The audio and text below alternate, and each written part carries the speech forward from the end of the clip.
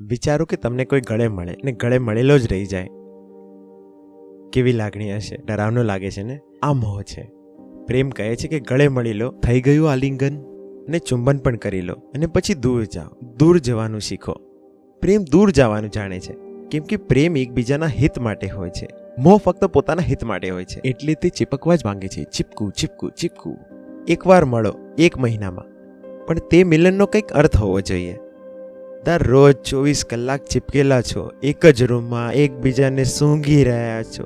આ શું છે? જો તે સમક્ષ એવો વ્યક્તિ જીવંત છે તો તેના હિતની કાળજી કરો. જો તેના માટે શું શ્રેષ્ઠ છે, તમારી શું જરૂરિયાત છે, તેમને પાછળ રાખવાનું શીખો. અને જો તમારી જરૂરિયાત આ છે, તમારે હંમેશા કોઈ બીજી વ્યક્તિને પકડી રાખવું છે, તો આ જરૂરિયાત જ સાચી નથી. તમે માણસ જ ખતરનાક છો. પછી તો તમે શિકાર શોધી રહ્યા છો. આ મારી જરૂરિયાત છે કે મને હંમેશા કોઈને થામી રાખવું છે, પકડી રાખવાનું છે.